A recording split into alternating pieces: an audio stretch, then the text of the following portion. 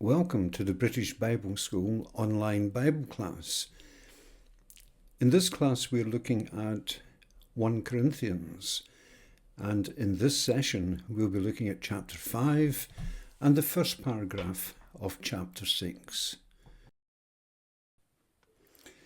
And so in verse 1 of chapter 5, it is actually reported that there is sexual immorality among you, and the sort of sexual immorality that is not found even among Gentiles. For a man is living with his father's wife, and you are arrogant. Should you not rather have mourned, so that he who has done this would have been removed from among you? For I, though absent in body, am present in spirit, and if present, I have already pronounced judgment. In the name of the Lord Jesus, I pronounce judgment on the man who has done such a thing.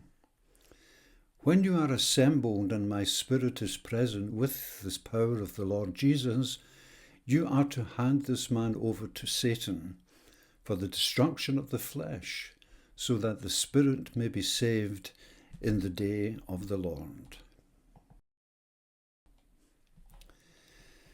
In today's film industry, along with the producers of videos, novels, plays, and even poems, there seems to be a tendency to throw modesty to the winds. Every Western teenager now has access to material that would have shocked the ancient world. But the point is this: from the perspective of what was considered normal public morality in Britain in the 1950s and even later, the world of ancient Greece and Rome seemed extremely lax on sexual morality. But it still had its limits. There were taboos. In most towns and villages, people would know that however normal it was to engage in immoral behaviour with prostitutes or at festivals at some shrines and temples, there were lines drawn in social behaviour, and you stepped across them at your peril. Paul's horror in this passage highlights a shocking reality. The church in Corinth was openly condoning a situation that even the most morally lax pagan would never accept. A man was living with his own stepmother, likely his father's second wife. While we don't know the exact circumstances that led to this scandal, it is clear that the church turned a blind eye to it. The church's leaders were puffed up, convinced, much like certain amoral moralists today, that they had ascended beyond the constraints of good and evil. They had ascended into a realm where any behaviour was permissible. This arrogance, this disregard for fundamental morality, undermined the very principles of the Christian faith. This raises two critical issues for our consideration. Over the next 3 chapters, we will delve into the first issue from multiple perspectives as Paul navigates through various topics, primarily centred around questions of sexuality. The essential question we must confront is, where should the boundaries be established, and how can we effectively discern them? The second issue, powerfully underwritten in this passage, revolves around the nature of discipline deemed appropriate for instances of severe misbehaviour. Paul's words here are not only incisive, but also thought-provoking, prompting us to pause, to reflect deeply, and truly understand the implications of what is being discussed. As we delve into the situation, we observe that Paul characterises the church as puffed up, proud to identify with a community that has boldly cast aside the conventional constraints, even those upheld by the notoriously moral lax society in Corinth. Now, this reveals that the issue at hand is not merely a singular moral dilemma. Rather, it is a significant aspect of the broader problem Paul has been addressing throughout this letter, particularly the troubling dynamics highlighted in chapter 4. Some leaders have succumbed to arrogance, behaving more like sophists than authentic Christian teachers.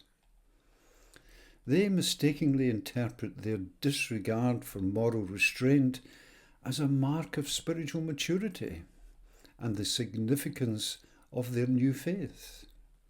They believe they have transcended not only the old world of pagan beliefs, but also the intricate web of pagan tattoos.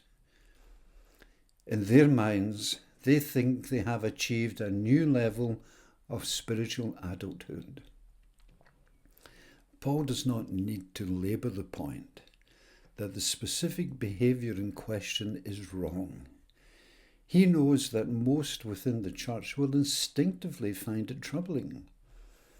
Instead, he goes straight to the heart of the matter. The church should have decisively removed anyone engaging in such misconduct from their community. He assumes the church is not merely a chaotic assembly, but possesses a united identity, clear boundaries that can be crossed, and a vital responsibility to regulate who participates in worship and belongs to the community. And this calls for a commitment to maintaining the integrity and the moral foundation of their shared faith. But this discussion in no way undermines the principles of justification by faith, as some have suggested.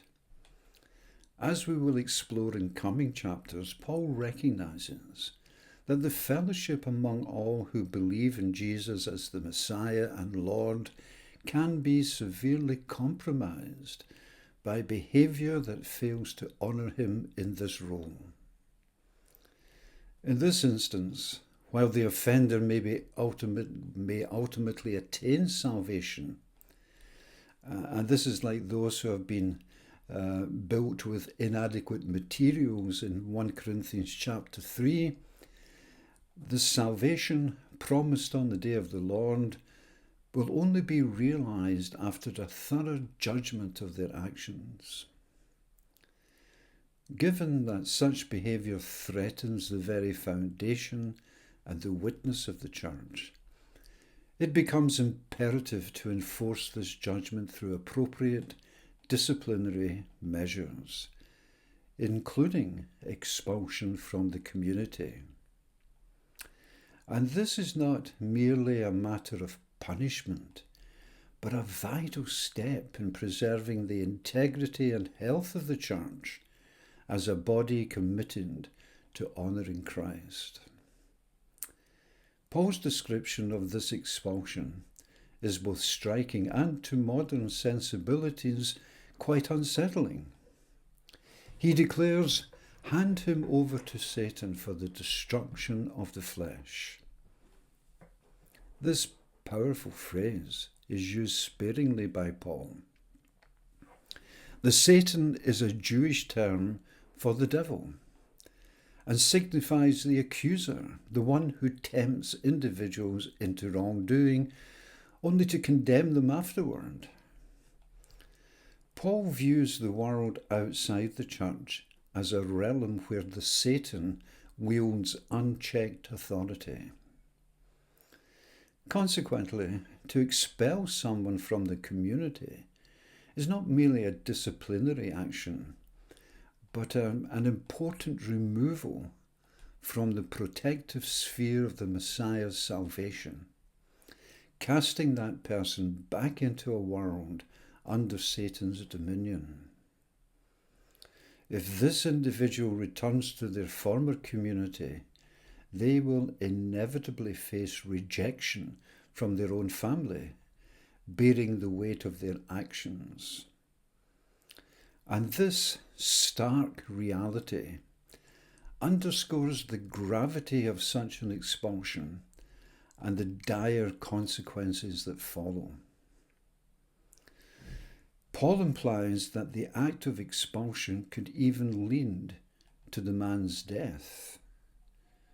His confidence in the transformative power of the gospel and its profound effects within the church, especially through its central acts like the Lord's Supper, is so strong that he warns of individuals falling ill or even dying due to the improper use of the sacred meal.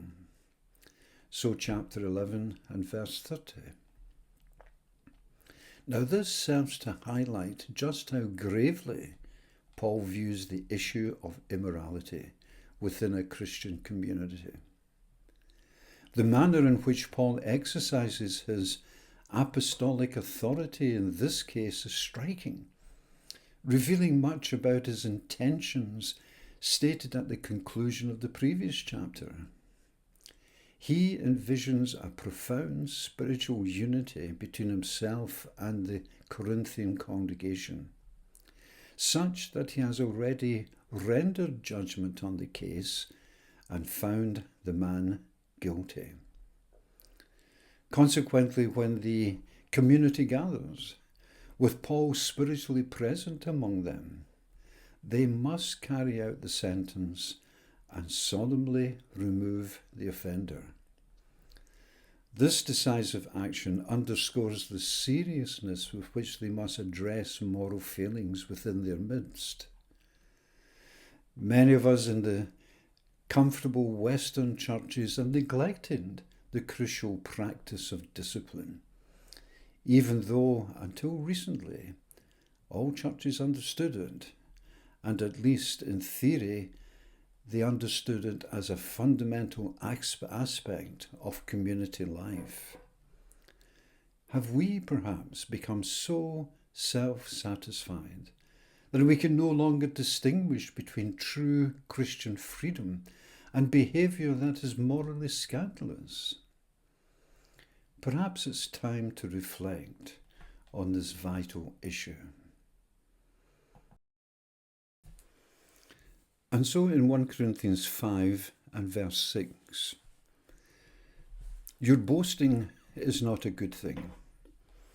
Do you not know that a little yeast leavens all the dough?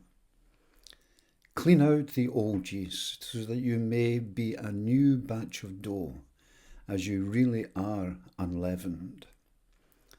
For our paschal lamb, Christ, has been sacrificed. Therefore let us celebrate the festival, not with the old yeast, the yeast of malice and evil, but with the unleavened bread of sincerity and truth. I wrote to you in my letter not to associate with sexually immoral persons, not at all meaning the sexually immoral of this world, or the greedy and swindlers or idolaters, since then you need to go out of the world. But now I'm writing to you not to associate with anyone who bears the name of brother or sister who is sexually immoral, or greedy, or an idolater, reviler, drunkard, or swindler. Do not even eat with such a one. For what have I to do with judging those outside? Are you not judges of those who are inside? God will judge those outside. Drive out the wicked person from among you.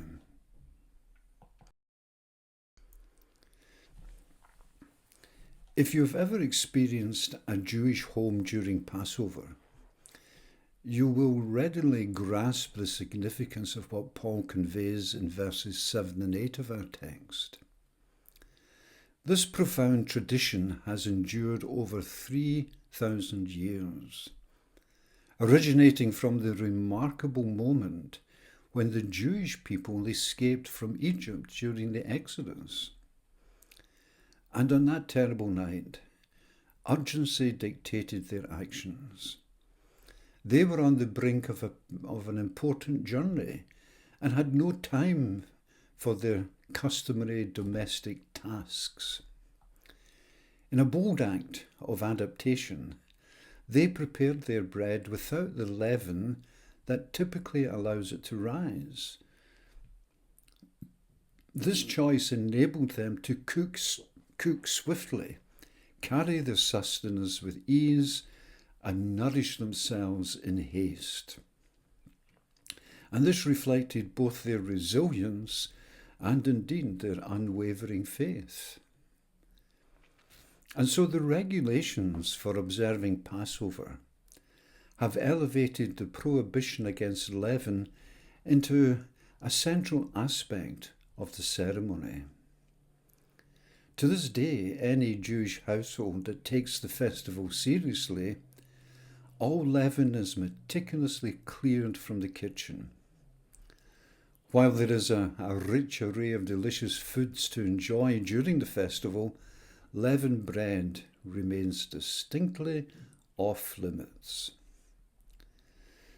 We often refer to the leaven in the lump in something of a positive light, suggesting an element that enhances and enriches.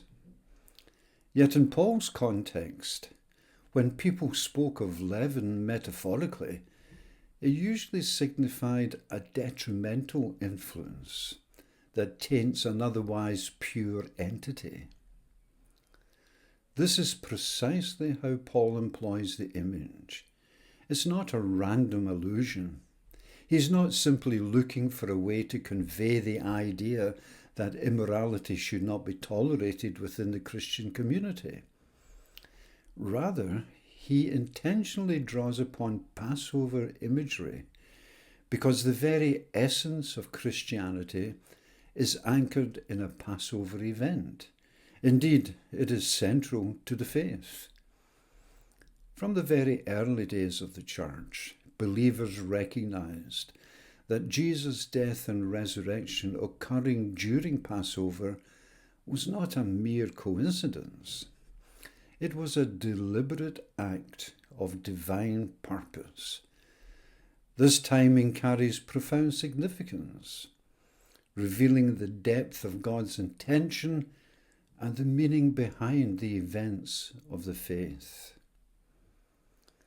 At the first Passover, each family sacrificed a lamb for their evening meal, marking their doorposts with its blood, so that the angel of death would pass over them, sparing them while the firstborn of the Egyptians faced devastation. In Paul's time, Jews continued the sacred tradition by sacrificing lambs in the temple during the Passover festival, keeping the powerful memory of God's great deliverance alive. Early Christians recognized Jesus' death as the ultimate fulfillment of this long-standing tradition. He is the true Passover lamb, and through his death he offers salvation to the entire world. Viewing the Christian life through this lens transforms it into a continuous celebration of Passover. This is the heart of our faith.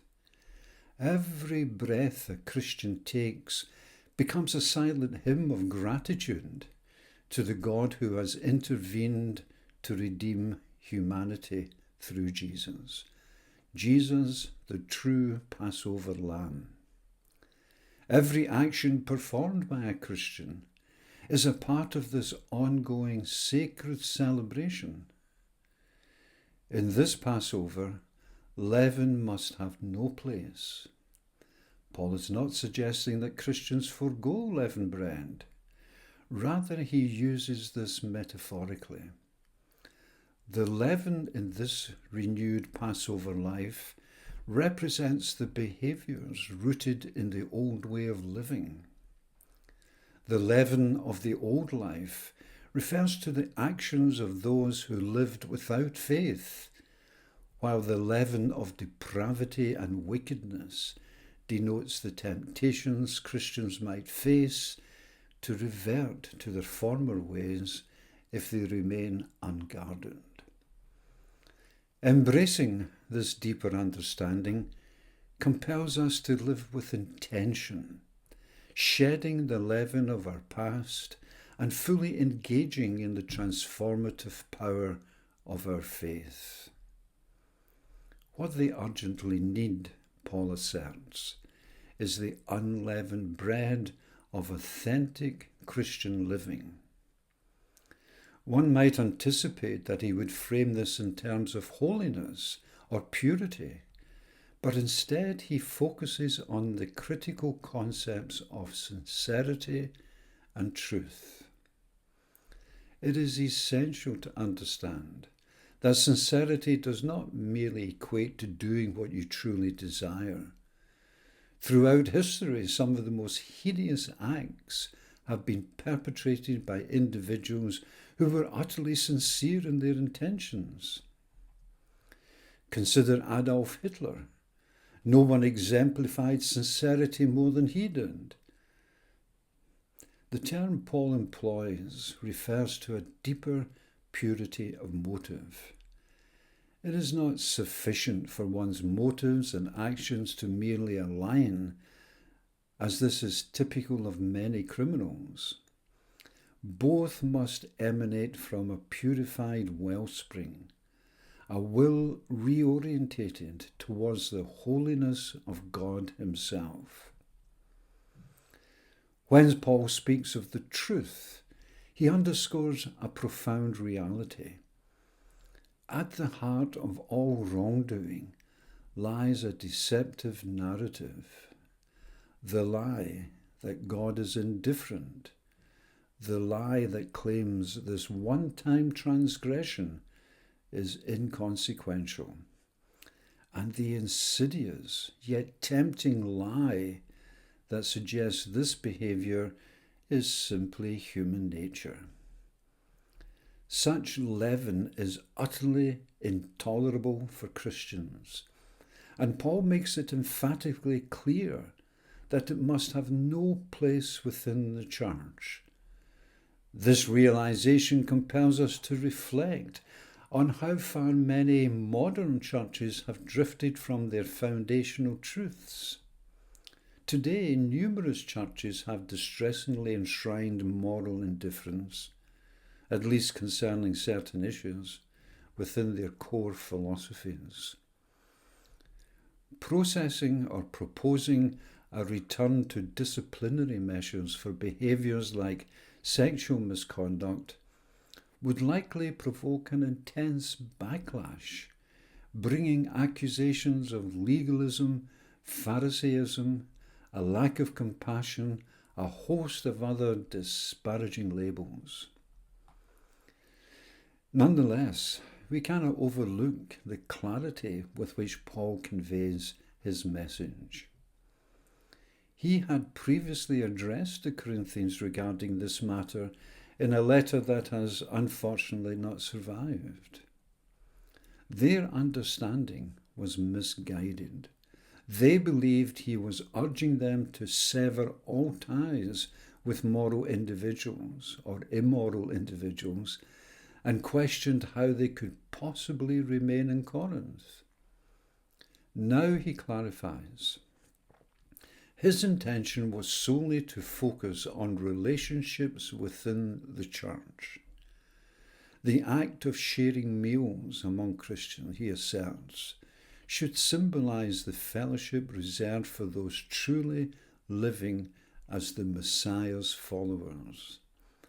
Just as Israel was mandated to eradicate evil from within its midst, a principle that Paul cites from Deuteronomy chapter 17, the church must recognize wickedness for what it is, a dangerous cancer that will inevitably spread if it is not excised at the earliest opportunity. While God will judge those outside the community in his own time and manner, The Christian community, as Paul will underscore in the next chapter, has both the right and the responsibility to distinguish between those who adhere to the Messiah's teachings and those who do not. In today's church, we can imagine the uproar such a stance would provide. Accusations of being unloving, intolerant, and judgmental. Yet Paul might pose a compelling question.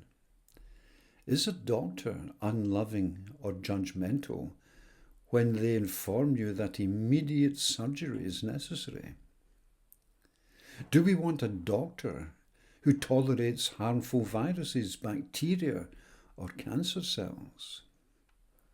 If we contend that the moral issues Paul highlights in verse 11 are not akin to diseases, what grounds do we have for that claim?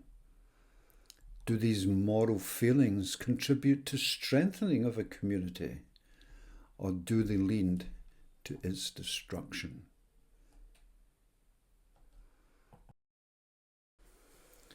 We now turn to chapter 6 and at verse 1.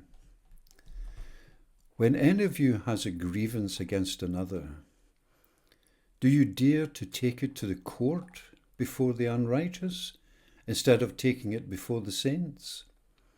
Do you not know that the saints will judge the world? And if the world is to be judged by you, are you incompetent to try trivial cases? Do you not know that we are to judge angels, to say nothing of ordinary matters? If you have ordinary cases, then, do you appoint as judges those who have no standing in the church? I say this to your shame. Can it be that there is no one person wise enough to decide between brothers and sisters? Instead, brothers and sisters go to court against one another, and this before unbelievers. In fact, to have lawsuits at all with one another is already a defeat for you. Why not rather be wronged? Why not rather be defrauded? But you yourselves wrong and defraud, and brothers and sisters at that.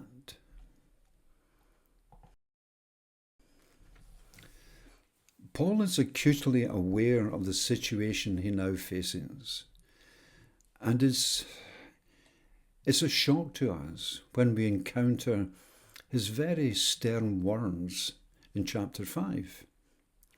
He unequivocally sees the Christian community, even the small and often chaotic group in Corinth, as the true community of God's people, entrusted by him with the monumental task of judging the world, including the angels. This really does beg the question, where does Paul derive such a radical idea? Well, the answer is deeply rooted in the Old Testament, particularly in passages like Daniel chapter 7. Which proclaim that the Holy One of the Most High will be given authority over the world. The phrase I've translated as God's people in verse 1 and 2 is synonymous with the holy ones or the saints. Paul's foundational belief remains unwavering. If Jesus rose from the dead, then he is the Messiah. If he is indeed the Messiah, those who align themselves with him are God's true people. And those true people will one day judge the world. If God's true people currently appear to be an unlikely choice for such an esteemed role, then it is imperative that they rise to the occasion and transform themselves. Through rigorous moral reflection and disciplined living in the present, they must actualize their identity in the Messiah and fulfill the divine purpose of God.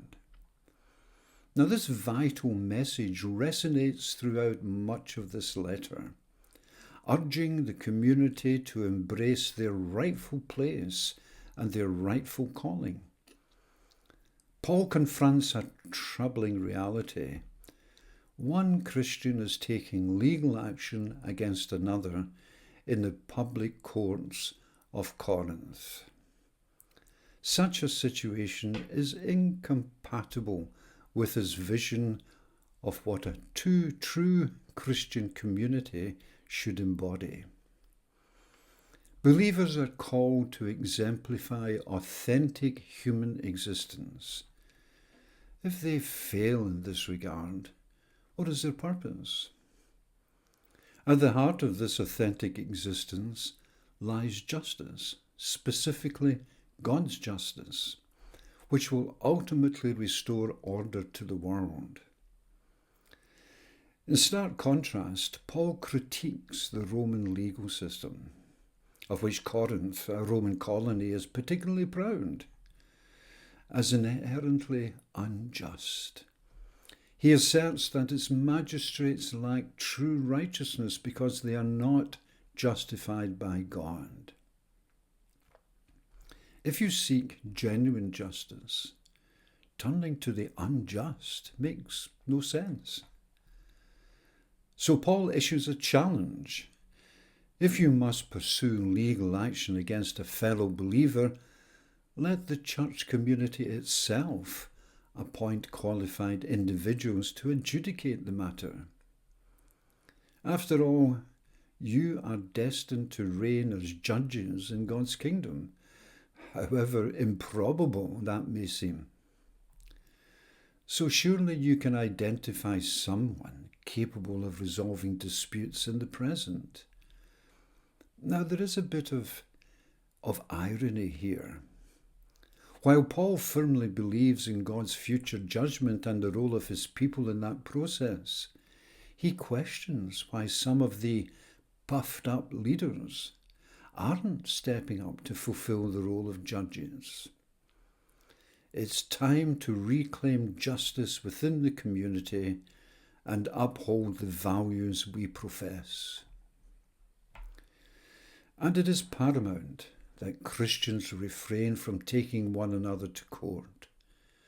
Too often we witness church members, sometimes even leaders, engaging actually in legal battles that spill into the newspapers, giving rise to gossip and casting the church in a negative light. In these instances, the outcome becomes inconsequential. While people might take sides, the real issue at hand is that such public disputes signal to the world that Christians are no different from anyone else. Yet the essence of 1 Corinthians reminds us that Christians are called to be distinctive. If we fail to embody this difference, we risk undermining the very identity we claim. The challenge presented by Paul resonates deeply, paralleling the teachings of Jesus. After all, Jesus urged the rich young ruler to relinquish his wealth and follow him. So Mark 10:21. In a similar vein, Paul argues that enduring injustice is preferable to losing sight of our commitment to the Messiah. It illustrates to the world an alternative way of living. This is not a license to accept fraud among Christians. Instead, it compels the church to address such issues through robust internal discipline, reinforcing our commitment to a higher standard and showing the world what it truly means to follow Christ. For those of us situated in societies where the public legal tradition has been significantly influenced by Christianity, albeit not always to the degree we desire, The line separating the church from the broader world is often more ambiguous than it was in Paul's time. But this reality can make understanding this passage challenging. Yet its core message is both important and unmistakable. Those who boldly claim to follow Jesus are destined for an extraordinary future, which entails a significant responsibility in the here and now. As Paul emphasizes in Philippians chapter 2, 14 to 16, our lives as a community should radiate as a beacon of light in a dark world. This illumination can emerge in the most unexpected places and possesses a truly transformative power. Let us not allow our initial reactions to this passage, perhaps labeling it as unrealistic or fantasy, to hinder us from critically examining how in today's church and specifically in our own communities, we may be acting in ways that bring disrespect to the gospel in the eyes of the world.